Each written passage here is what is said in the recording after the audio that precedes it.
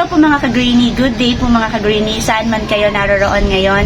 Good evening, good afternoon, and good morning. Good morning po sa amin ngayon. Katitila lang ng ulan, kay hinto lang, pero feeling ko pagkatapos ko nito, uulan na naman dahil po may bagyo. Gusto ko pong i-share sa inyo yung bagong setup ng aking mga succulent at saka yung empty pots, yung mga lumisan at talagang nategi, namatay dahil aking napabayaan. Pero madali lang naman i-fill in yung mga na-empty ko na pots. Malakas ang hangin na yan, umuuga, tsaka natutumba yung aking camera. So ngayon isi-share ko po sa inyo yung mga dami ng pots na wala na pong laman ng mga succulent ko. So let's go po!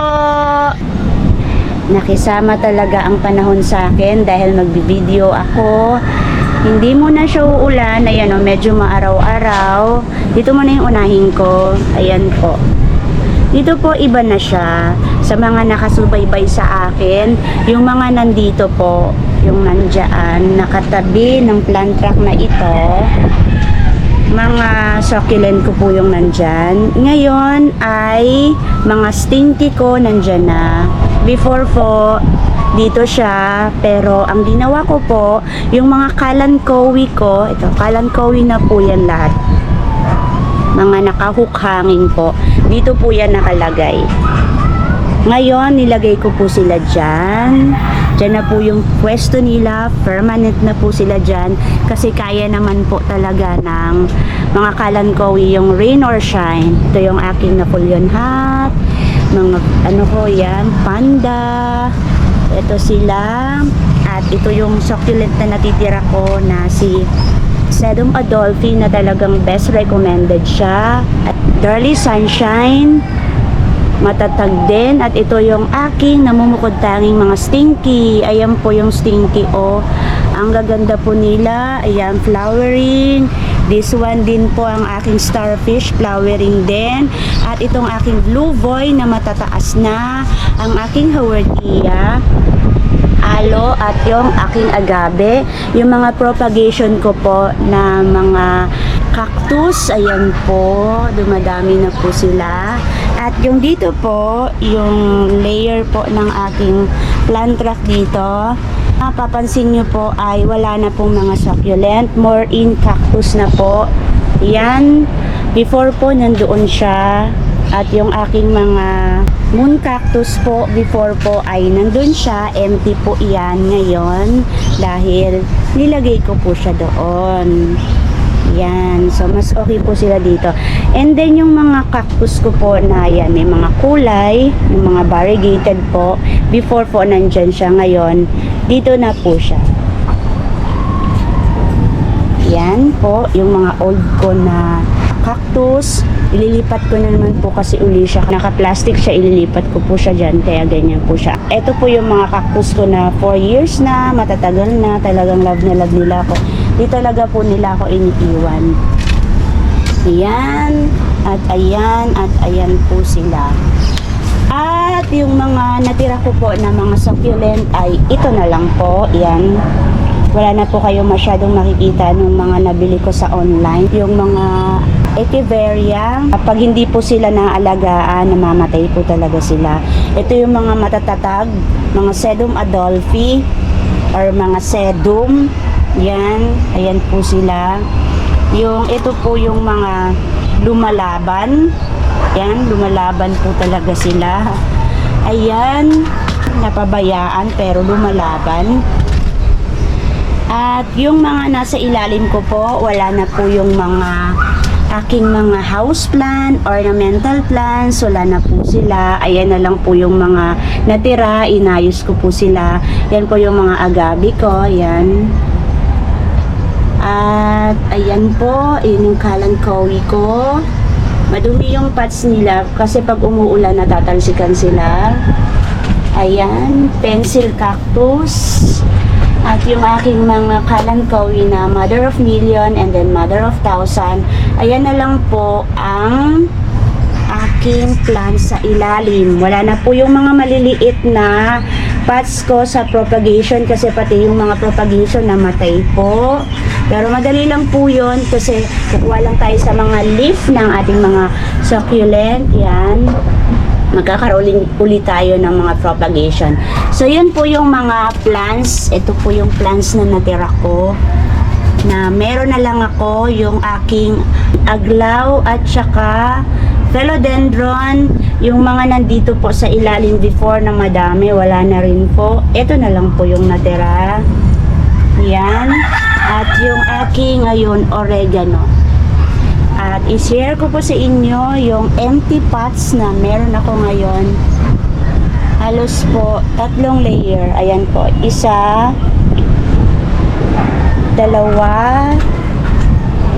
at 3. Ganyan po kadami yung lumisan na mga succulent sa aking garden, dito po sa plant rack ko ng aking napabayaan. Ayan, meron pa pala dito. Ayan po, pero madali lang po yan, malagyan.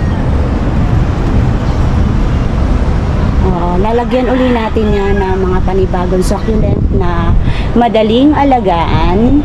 Siguro mga mura lang yung price para po mapiliin lang po yan kasi mura lang naman po sa Dangwa.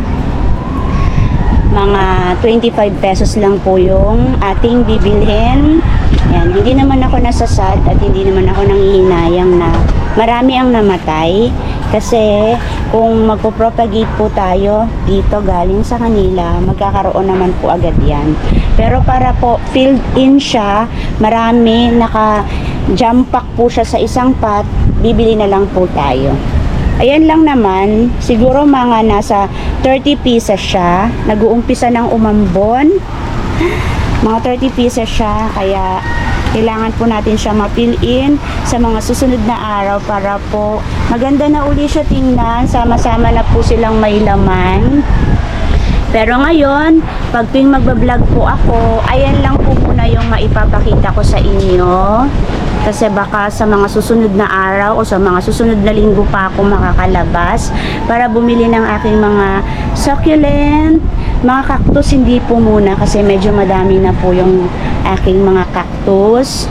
At saka, at pag nagkaroon pa po ako ng marami pa, yan, mapuno ko na po yung mga wala dito, maglalagay din po ako dun sa ilalim kasi before meron po talaga dyan. So marami na akong space, pati dyan.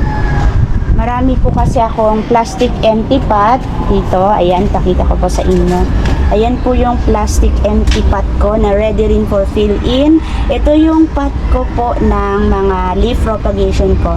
Naka-ready na rin po yan para kapag may mga mahulog na mga leaf na succulent ko, dyan ko lang po siya nilalagay. At yung natira ko palang rubber tree, dalawa na lang. Ayan, si lemon line at saka ito, hindi ko alam kung brown o black rubber tree.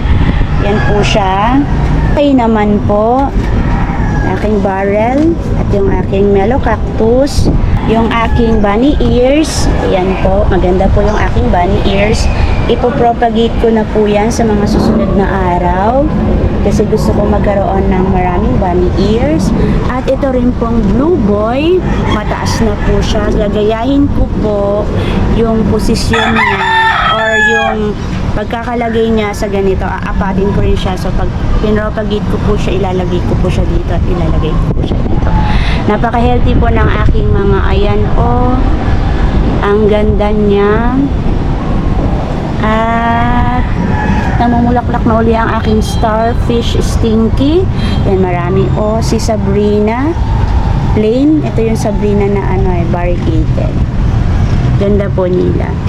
At yung mga cactus ko po, nag-ano sila, talagang nagliliwanag po yung kulay nila.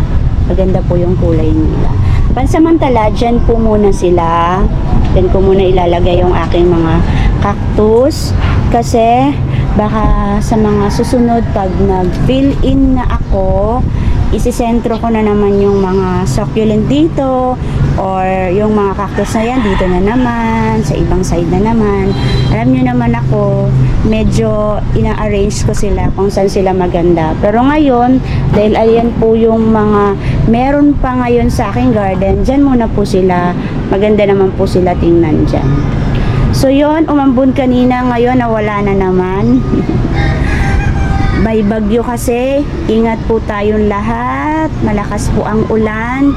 Minsan hihinto lang pero tuloy-tuloy po ang ulan. Dito sa amin, sa Manila, mayroon din konting baha dito sa daan namin. Pero safe naman po kami. Humihinto ang ulan pagkatapos lalakas na naman.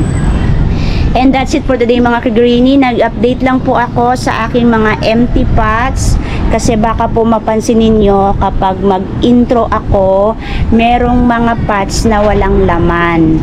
So ayan po, may mga area ako o plant rack po talaga ako na wala pong laman ang aking mga pots.